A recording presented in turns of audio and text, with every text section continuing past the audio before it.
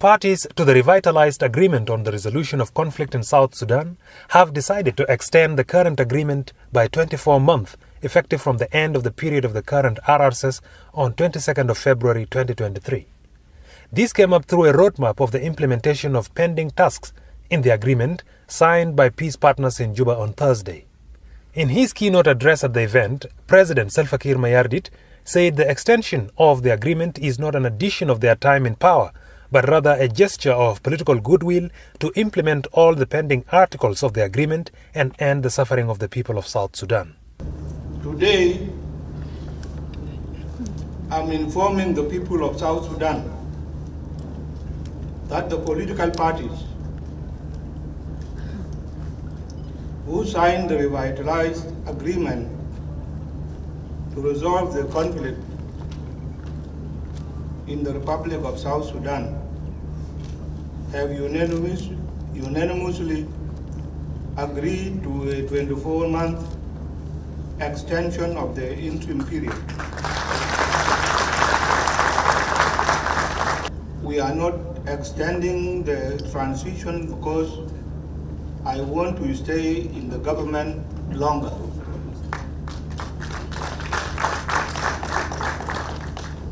We don't want to rush you into an election that will take us back to war. I have been fighting since I was a teenager when I joined the first Anyanya War. And I spent 50 years in the army struggle so that you could feel the same dignity that many others worldwide feel.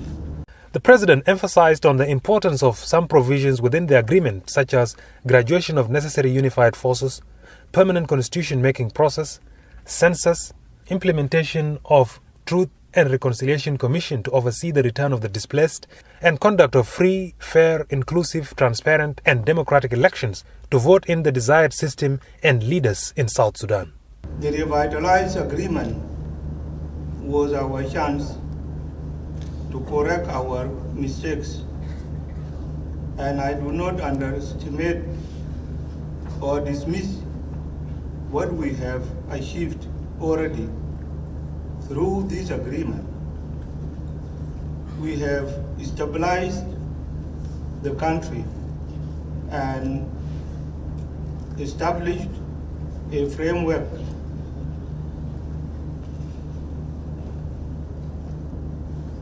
to transform the state by building effective institutions. We must prioritize some to succeed as a country. I consider the reunification of the army, constitution making, and the conduct of a census necessary to implement decisions and establish a new government without reverting to war. The President concluded his remarks by calling on members of the holdout opposition groups such as Pagana Moom and Thomas Cirillo to return home and contribute effectively to the search of a lasting peace in the country. Comrades Pagana Moom and General Thomas Cirillo should come back home and join hands with us.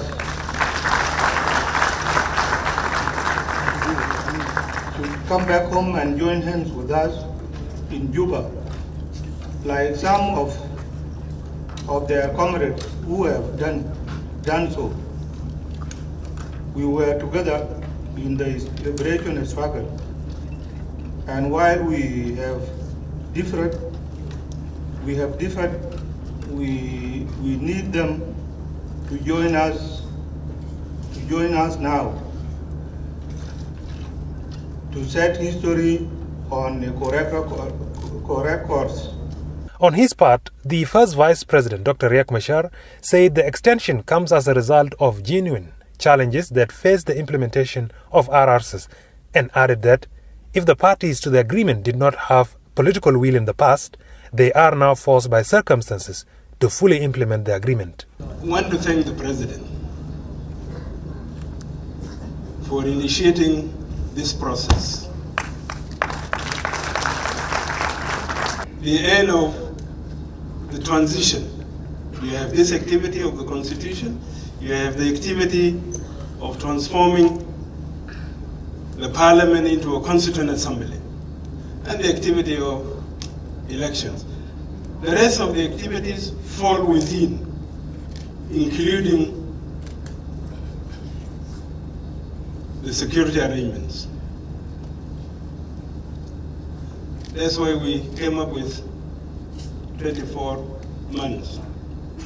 The leader of the SPLM-AIO, Dr. Machar, also emphasized the provision of the agreement, which he said should act as a guideline for implementation of both executive and legislative level of governance.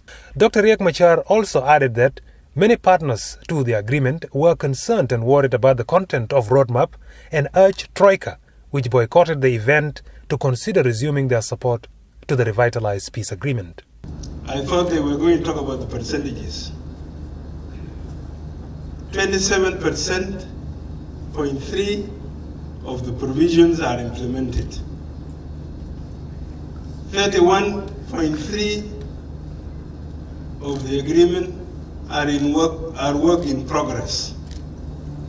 41.4% is pending, not touched. So it means you have 72.7% of the agreement not implemented. You have no choice. You have to extend. Meanwhile, the Presidential Advisor on National Security Affairs, Tut Gatluak Manime, who is the head of the National Transition Committee, urged the international community and skeptic citizens to give this roadmap a chance to prevent the country from slipping back into the dark days of the war.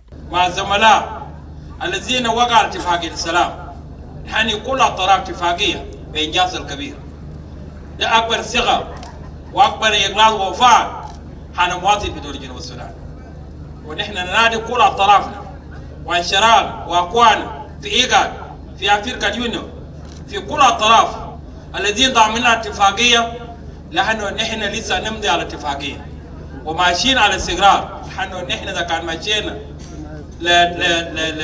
لعدم مدى فتره اتفاقيه معناه نحن رجعت حرب مره ثانيه. لكن ندي فرصة لتنفيذ اتفاقية وندي فرصة لاستقرار في دولة جنوب السودان. 24 months has been the time that is set by parties to the agreement to see into it that all the outstanding issues in the agreement can be resolved and implemented on time. And according to the different stakeholders that are representing the RRCs who spoke here, the extension of this time limit is not to remain in power, but to ensure that the implementation of the agreement comes to light. Reporting for SSBC at Freedom Hall in Juba, I'm Tex Stephen.